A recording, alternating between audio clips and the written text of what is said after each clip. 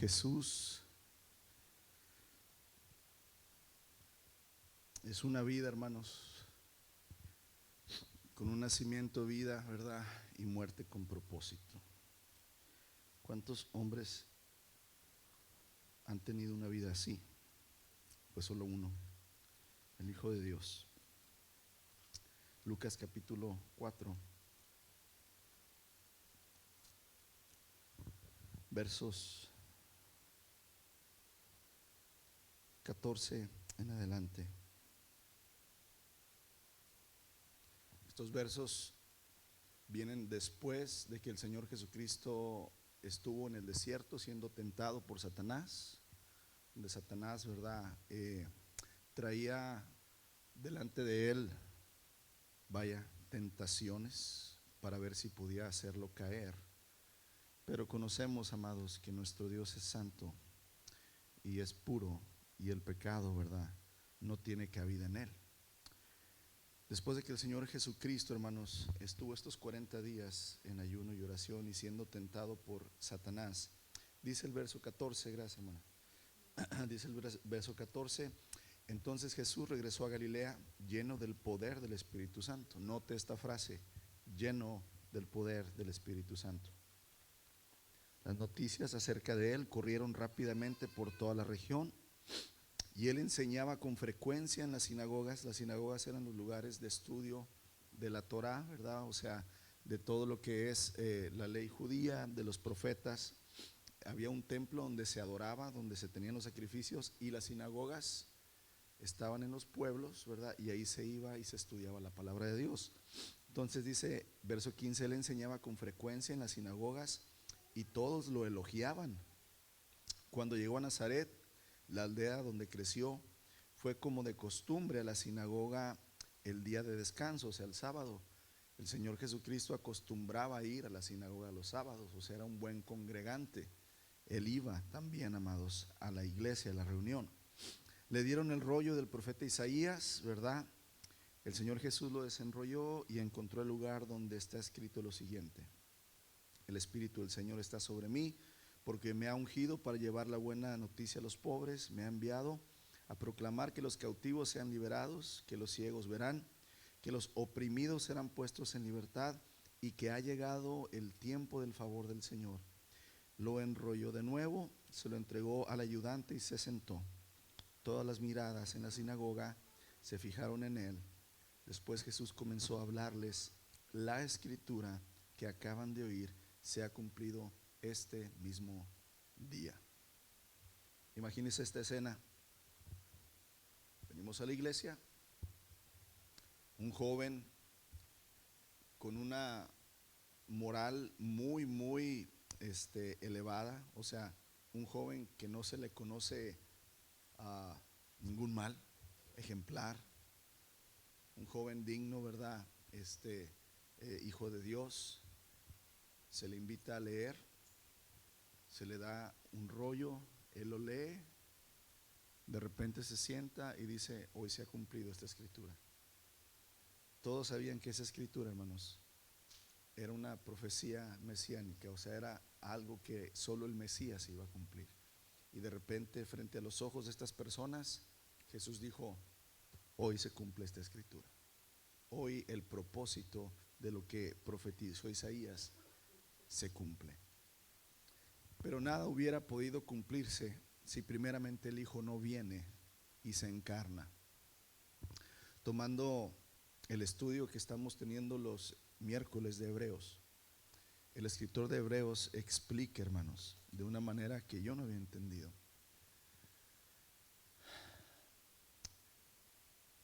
Por medio del pecado de Adán entró la muerte al hombre. Si la muerte no entra al hombre, el Hijo del Hombre no puede morir. Quiero que entienda esto: la paga del pecado es muerte. Sin derramamiento de sangre no se pueden lavar los pecados. Dios, el Padre, convierte la maldición de Adán, o sea, la muerte, en bendición, para los hombres por medio de la muerte de su Hijo. Pero un Dios no puede morir. Necesita tomar ¿qué? Un cuerpo que pueda morir. Y aquí es donde el nacimiento del Señor, hermanos, toma una importancia en la historia del hombre grandísima. El conocer el significado de Emmanuel. Ya no es un Dios que estaba ya en el monte Sinaí, hermanos, en medio de las tinieblas, con fuego y truenos, que decía: nadie se puede acercar a mí. El que se acerque al monte donde yo estoy, lo exterminaré. Esa fue la orden del Señor a Moisés. Moisés, dile al pueblo que no se les ocurra ¿qué? Acercarse. El que se acerque a mí, yo lo exterminaré. Amados, el pueblo de Israel quedó tan impactado con ese Dios que cuando Dios hablaba, ellos ni siquiera quisieron escucharlo. Le dicen a Moisés: Moisés, tú ve y habla con el Señor, y lo que el Señor te diga a ti nos vas a decir, nosotros te vamos a creer. Pero ahora, amados, ese Dios lejano viene, Emmanuel, Dios con nosotros. Y viene de la manera más humilde que se puede venir, como un bebé, hijo de una señorita, una virgen, de una manera muy, muy apretada, por no decir pobre. No nace en un palacio, no nace con una familia acomodada, no nace en un lugar, ¿verdad?, adecuado para tener ese parto, sino en lo más humilde viene el Señor. Se manifiesta a los más humildes. Los ángeles van y anuncian a los pastores: ha nacido hoy en Belén, ¿verdad?, el Salvador, el Mesías. Vayan y véanlo, adórenlo. Ese Dios que primero había estado lejano, no porque Él quisiera estar lejano, sino porque nosotros nos alejamos de Él, ahora viene con un propósito de nacer, con un propósito de ser un ser humano que glorifique, ¿verdad?, al Padre. Y pues ya sabemos, amados, que este tiempo, ¿verdad?, le llamamos Navidad. Inclusive aquí en Estados se le llama holidays, ¿verdad?, o sea, días santos. Y sencillamente la Navidad es la encarnación de Jesús. El Adviento, Él vino, tomó forma de hombre, nació. Y en esta época estamos rodeados de cosas que quitan la mirada, hermanos, de precisamente celebrar la encarnación. Y lo que verdaderamente importa es que tenemos hoy un Dios cercano, un Dios que vino a quedarse, no que vino y se fue, porque ahora Cristo está en nosotros, en este pesebre, ¿verdad?, en este mesón, en cada uno de los que le han recibido. Y amados, la iglesia ha tomado pues estas fechas para celebrar, y el mundo también. No es la fecha exacta, la hemos tomado, y lo que se celebra en ella es importante. Si los ángeles del Señor, hermanos, celebraron con júbilo el nacimiento de Dios, esto usted lo puede ver Lucas 2:14, dice así, verso 13, dice, ok, desde el 8, dice: esa noche había unos pastores en los campos cercanos que estaban cuidando sus rebaños de ovejas. De repente apareció entre ellos un ángel del Señor, y el resplandor de la gloria del Señor los rodeó, y los pastores estaban aterrados. Pero el ángel los tranquilizó. No tengan miedo, dijo, les traigo buenas noticias que darán alegría a toda la gente. El Salvador, sí, el Mesías, el Señor, ha nacido hoy en Belén, la ciudad de David. Y lo reconocerán por la siguiente señal: encontrarán a un niño envuelto en tiras de tela, acostado en un pesebre. De pronto, hermanos, a ese ángel se le unió una inmensa multitud de los ejércitos celestiales que alababan a Dios y decían: gloria a Dios en el cielo más alto, y paz en la tierra para aquellos a quienes Dios les complace. Y entonces vemos, amados, aquí, ¿verdad?, que los ángeles celebraron que el Dios que había estado lejano vino a su pueblo. Si los ángeles celebraron, ¿por qué no celebrarlo nosotros? Pero de la manera correcta, el por qué correcto, el saber y entender, amados. ¿Cuántos de nosotros hemos sido redimidos por aquel que vino aquel día y nació? Juan, amados, el apóstol, ¿verdad? Aquel que anduvo con el Señor Jesús. En su carta, Juan 1:14 dice: y el verbo, la palabra de Dios, aquel que era verdad con Dios, se hizo carne y habitó entre nosotros. Vino con nosotros, vino a estar aquí. Y la palabra habitar, hermanos, literalmente significa hizo tabernáculo. O sea, es decir, Él bajó y tomó este cuerpo de hombre como una carpa, vaya, como una habitación donde vivir, ¿verdad? Puso su tienda entre nosotros.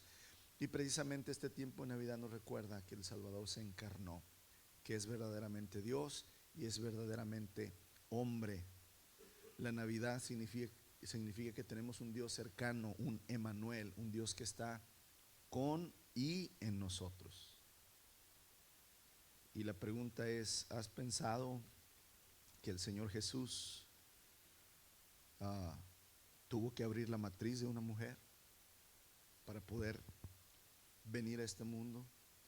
Tuvo que llorar, tuvo que ser alimentado, tuvo que ser enseñado, tuvo que ser limpiado, tuvo que ser, hermanos, cuidado, como lo hicieron contigo y conmigo.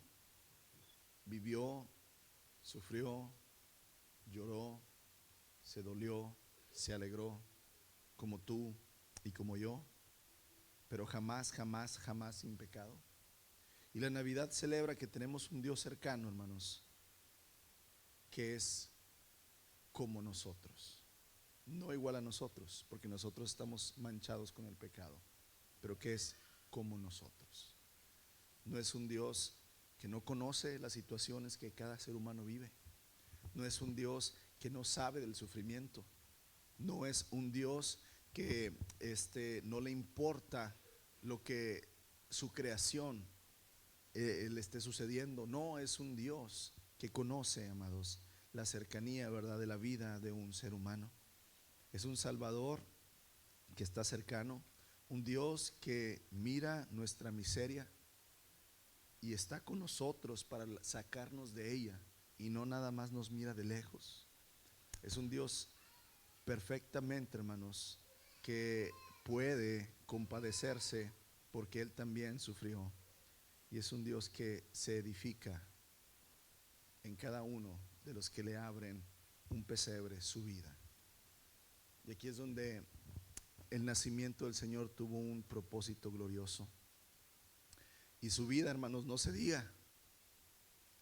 La vida del Señor tenía el propósito de traer la luz, de traer la revelación de quién es Dios, de aquel Dios del cual Israel había escuchado en profecías, de aquel Dios que Israel había visto cientos de años atrás nada más, ¿verdad? En esa nube, en esa columna de fuego en el desierto, ese Dios que les abrió el mar, que los sacó de Egipto, pero que no le conocían. Y el propósito de la vida del Señor Jesús fue dar esa luz a las naciones, esa luz al pueblo, esa luz al hombre, de poder conocer al Dios que no conocían, al Dios que no sabían, amados, cómo era. Y vemos entonces aquí la vida del Señor Jesús como una vida sin igual, vivida de una manera sin igual, amados, muy cotidiana. ¿Qué quiere decir esto? Yo les he compartido muchas veces esto. El Señor estaba sujeto a sus padres cuando era un niño. Tenía que obedecer. Yo me imagino al Señor Jesucristo, ¿verdad? Sacando la basura, porque María se lo pedía, ayudándole a José, yendo a la escuela, a la sinagoga, ayudando a su prójimo, jugando, como tú y como yo tuvimos la vida. Después veo a un Jesús responsable de su familia porque muere José. Ahora él tiene que trabajar, ahora la carga está sobre él. Y tiene clientes que no quieren pagar como tú los tienes. Y entonces empieza él a vivir la vida, hermanos, y las situaciones de cada hombre y mujer. Así es que no creas y no sientas que lo que tú vives, Él no lo conoce. Él no sabe ese sentimiento que tú tienes. No, Él sí sabe, amados. Un Jesús que a lo mejor mujeres se le ofrecían, porque Satanás no lo dejó de tentar durante toda su vida, amados.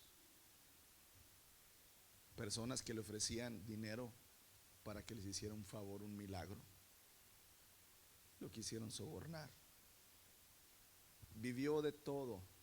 La vida del Señor fue una vida común en lo que enfrentamos, pero muy extraordinaria en la manera que Él pudo vencer cada situación de mal. Una vida con un propósito, hermanos, de vivir en obediencia. Lucas capítulo 2, ahí mismo, verso 51. Estamos hablando cuando el Señor Jesús tenía 12 años. Dice: luego Jesús regresó con sus padres a Nazaret y vivió en obediencia a ellos. Y su madre guardó todas estas cosas en el corazón, y Jesús crecía en sabiduría, en estatura y en el favor de Dios y de toda la gente.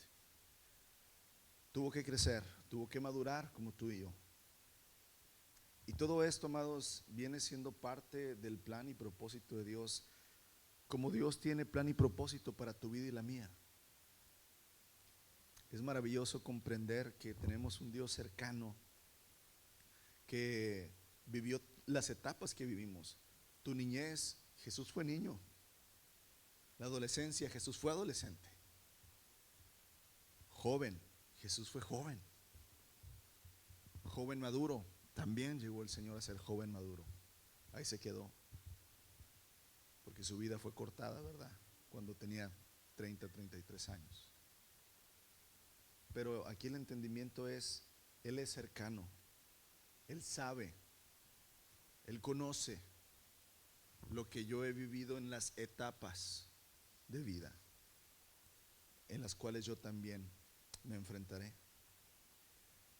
El Señor también creció en sabiduría, porque podemos decir: Él era Dios, Él todo lo que. Es bien fácil decir eso. Pero si Él iba como de costumbre todos los sábados a la sinagoga, ¿sabes a qué iba? A estudiar. ¿Para qué necesita estudiar un Dios que lo sabe todo? Acuérdate que era 100% humano y 100% Dios. Él nunca utilizó su poder divino para beneficiarse para sí mismo. Él no le hacía: ya me sé todo, ya. No, amados. Si el Señor te dice: escudriña la palabra, porque en ella encontrarás palabras de vida eterna, es porque Él escudriñó la palabra. Su vida, hermanos, tuvo un propósito más allá nada más que venir a morir, porque muchas veces creemos: no, es que el Señor vino, nació, murió y resucitó. Espérate, pero ¿qué pasó desde que nació hasta que se crucificó? Esos 30 y tantos años de vida, ¿qué crees que sucedió? Tuvo una vida, tuvo hermanos y hermanas, tuvo padres, tuvo trabajo, tuvo compromisos, como los tenemos tú y yo de impuestos. Tuvo personas que lo acosaron, tuvo personas que querían, ¿verdad? Lo envidiaban. Lo que tú pases, mi hermano, mi hermana, el Señor lo pasó, lo vivió. Vuelvo a repetir siempre, pero salió de cada situación sin pecado. Y aquí es donde es grandioso, hermanos, la vida del Señor. Tiene un propósito de mostrarnos que no solo su nacimiento es milagroso, su vida es milagrosa. Las situaciones que Él vivió son milagrosas. Y salió victorioso, ¿verdad?, de ellos. Ahora, la escritura que leímos ahorita en Lucas 3. Aquí es la primera vez que vemos que menciona que el Señor Jesús estuvo lleno del poder del Espíritu Santo. Aquí podemos entrar, de repente se nos pueden los cables, ¿verdad?, cruzar. ¿Que Jesús no es Dios? ¿Sí? Entonces, ¿por qué necesitaba el Espíritu Santo si Él es Dios? Y vuelvo a repetir, hermanos, lo que ya les dije. Él era 100% humano y era 100% legítimamente Dios. Y en su carne el Señor fue lleno del Espíritu Santo, como tú y yo podemos ser llenos del Espíritu Santo. Pero para que la llenura del Espíritu Santo viniera a su vida, Él se entregó al Señor. Tú no tienes que ayunar 40 días y 40 noches para ser lleno del Espíritu Santo. Ya lo hizo Él. Pero si tienes que buscar, hermanos, la presencia del Señor, no nada más en oración, no nada más en el estudio de la palabra, sino en la vida diaria. Viene la tentación, como vino con Jesús. ¿Qué hizo Él? Decimos, citó la palabra. Sí, citó la palabra, escrito está, pero también vivió la palabra. Cuando tú vives la palabra como lo hizo el Señor en su vida, vas a ser lleno del Espíritu Santo. Y cuando estás lleno del Espíritu Santo, entonces Satanás, hermanos, no tiene el poder sobre ti. Es por eso que el Señor jamás cayó en una trampa de Satanás, hermanos, porque Él estaba lleno del Espíritu de su Padre. Estaba lleno del Espíritu de sabiduría. No sabía y creció en sabiduría. Fue lleno del Espíritu Santo. Y cuando entonces Él lee estas escrituras, amados, que leímos del profeta Isaías, el Espíritu del Señor está sobre mí y me ha enviado. El Señor encontró su propósito por el cual el Padre lo envió. Y viene la siguiente pregunta para nosotros. ¿Sabes cuál es el propósito de Dios para tu vida como hijo de Él? Porque si no lo sabes, entonces la pregunta es: ¿para quién estás viviendo? ¿Estás viviendo para tu familia? ¿Para tus hijos? ¿Estás viviendo para tu marido? ¿Para tu esposa? ¿Para qué estás viviendo? ¿Sabes cuál es el propósito de Dios para ti? Si proclamamos ser sus hijos, sus siervos, que Él es nuestro Señor, pero no estoy viviendo mi vida en su propósito, entonces me estoy contradiciendo. Pero el Señor Jesús, hermano, sabía lo que venía. A esto he venido, dice el Señor. He venido, ¿verdad?, a proclamar a los cautivos que hay libertad, decirle a los ciegos, ahora pueden ver. He venido, ¿verdad?, a sanar al enfermo. Perdón. Y Él no se enredó, hermanos, con las cosas buenas de la vida. No buscó una esposa. No estoy diciendo que no nos casemos, ¿verdad? Lo que le estoy diciendo es: el Señor Jesús vino con el propósito, encontró el propósito y lo cumplió. Ahora, para que la vida, hermanos, del Señor fuera una vida que honrara al Padre, después de haber encontrado el propósito, tuve que ser fiel al propósito. Supongamos que tú encuentras lo que el Señor quiere para tu vida. Viene la siguiente pregunta: ¿lo vas a realizar? ¿Por fe vas a cumplir ese propósito? ¿Te vas a mantener fiel a lo que Dios quiere para ti? Jesús lo hizo hasta la muerte. Por eso el Señor después en Apocalipsis dice: el que me sea fiel, ¿hasta cuándo? Hasta la muerte. Yo le daré la corona de vida. Se oye como que el Señor es bien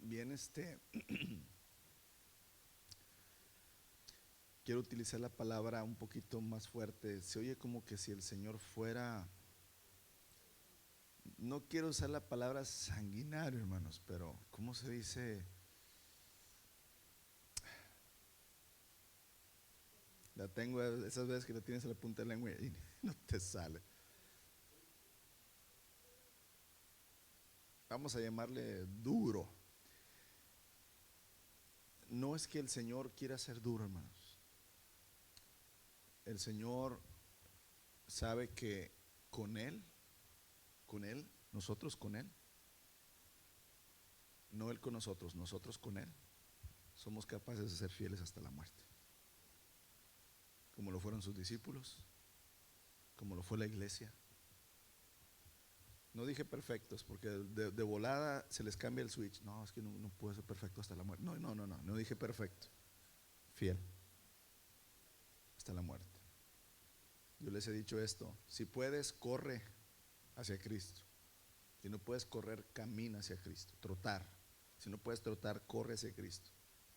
Si no puedes caminar, arrástrate hacia Cristo, pero no dejes de ir a Cristo. Jamás.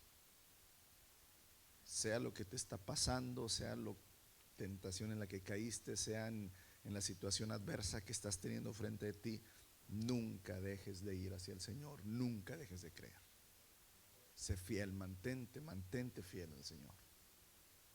Y aquí es donde, amados, el Señor, inclusive en la cruz y antes, unos momentos antes, en el huerto del Getsemaní, antes de su muerte, está este momento de confrontar lo que Él ya sabía que ocurriría. Viene la muerte hacia su vida y entra el terror. Mi alma está angustiada hasta la muerte, oren conmigo, les dijo el Señor a sus discípulos. Y luego viene esta famosa oración que Él hace, ¿verdad? Padre, si en ti está que yo no tenga que pasar este momento, Señor, de sufrimiento y dolor, Señor, que así sea, pero si no, haz tú qué, sea hecha tu voluntad sobre la mía. Cuando el Señor, hermanos, es fiel al propósito, entonces su nacimiento y su vida cumplen el propósito de la muerte. Si Jesús no hubiera sido fiel, si el Señor Jesús no hubiera sido santo durante su vida, su muerte no hubiera tenido ¿qué? Validez. Necesitamos un cordero perfecto, un sacrificio perfecto.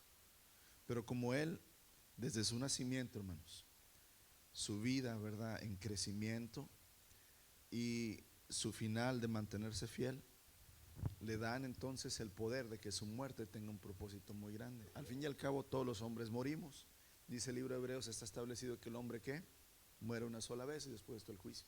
Todos hemos nacido aquí, todos estamos vivos aquí, todos vamos a morir aquí. No aquí en la iglesia, sino aquí, en la vida. ¿Qué diferencia hay entre la vida de Jesús, su nacimiento, vida y muerte? Pues amados, que va más allá nada más de haber nacido de una virgen o de haber muerto, sino lo que conlleva, amados, la vida del Señor hasta su muerte. Pablo lo menciona en Filipenses, dice, Él se hizo obediente hasta la muerte y muerte de cruz, lo recalca 2 veces, fue obediente hasta la muerte y la peor muerte, que es la muerte de cruz.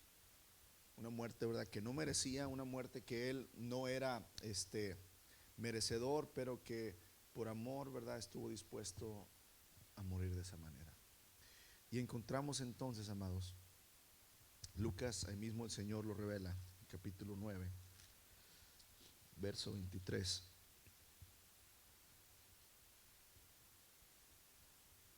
Desde el verso 21, Lucas 9, 21, Jesús les advirtió a sus discípulos que no dijeran quién era Él.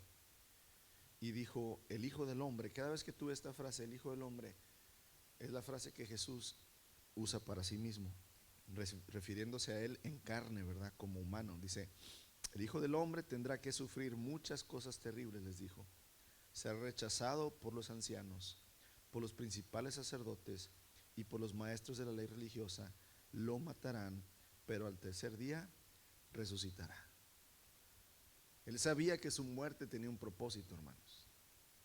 No nada más su nacimiento, no nada más su vida, sino también su muerte. Y aquí es grandioso entonces ver la película completa de la Navidad, el advenimiento del Hijo.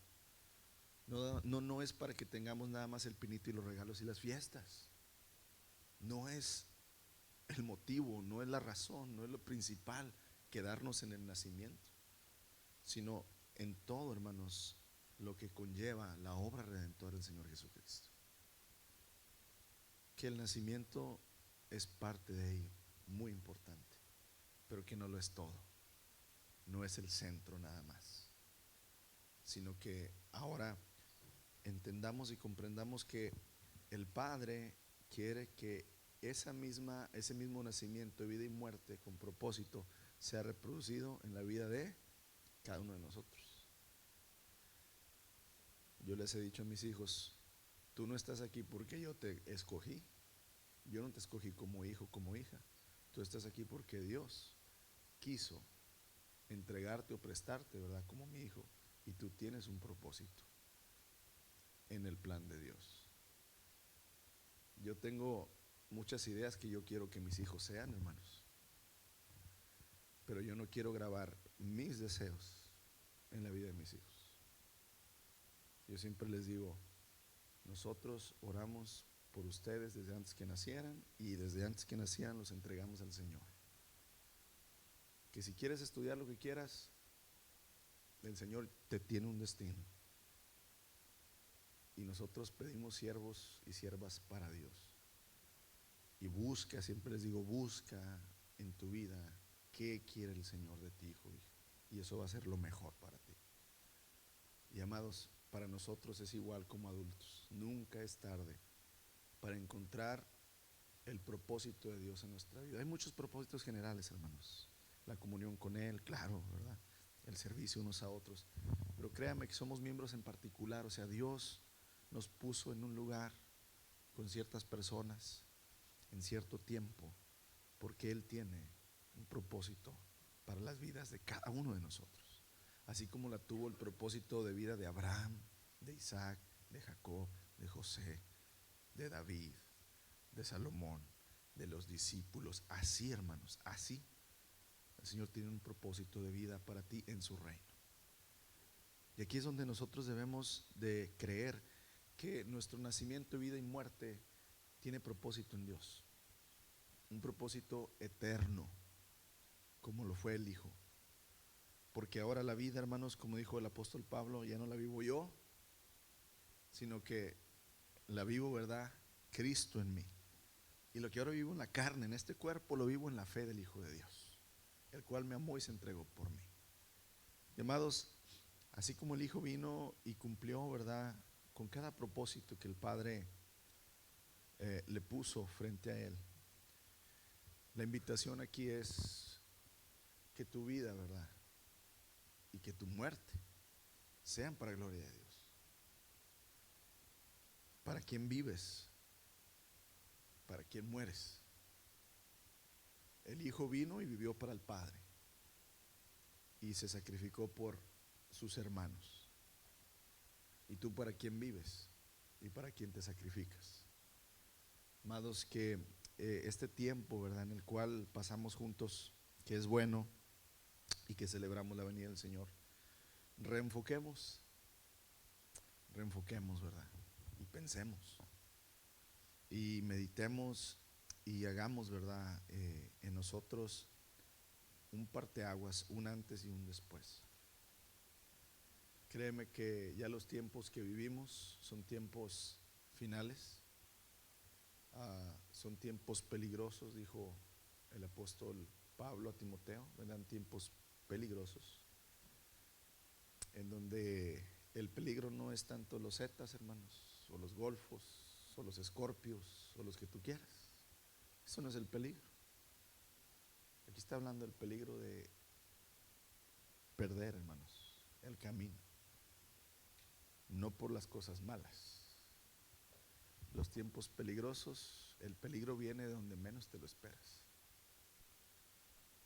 Cuidado con nuestra vida, hermanos, cómo la estamos viviendo, en qué estamos enfocados, qué nos está consumiendo nuestra ansiedad, nuestro estrés, nuestro sueño, nuestras preocupaciones, sobre qué están puestas, hermanos. Si no es principalmente en mi relación con Dios, hay que rectificar, hay que pensar, hay que analizar, hay que volver, hermanos, y decir, Señor, no sé, Señor, por qué estoy así, no sé por qué siento así, no sé por qué lo que hoy hago no me llena. Hermanos, ¿estás lleno del gozo del Señor en lo que haces, en lo que vives diariamente? ¿Estás satisfecho o hay algo que te está faltando? Que sientes que no te deja gozar, hermanos, de la plena paz, de la reconciliación que ahora tienes con Dios, de la libertad que tienes en Cristo, de que ya no eres culpable del pecado a los ojos de Dios. Deberíamos ser los seres más felices del mundo, amados. Deberíamos ser las familias más agradecidas. Deberíamos ser las personas, hermanos, más compartidas y serviciales que existen. Pero si no lo somos, algo está mal. No hemos comprendido, hermanos, la vida en Cristo. Y vaya, la palabra está para enseñarnos cómo vivir que agrade a Dios, cómo vivir con propósito. Señor Jesús, pues ¿qué podemos decir, Señor, delante de ti si todo lo sabes? Si nada es escondido, Señor, ante tus ojos. Ninguna emoción, ningún sentimiento, ningún pensamiento, Señor, podemos esconderlo de ti. Tú nos conoces tal cual somos, bendito Dios. Y necesitamos entender que no es una vida humana buena lo que te agrada.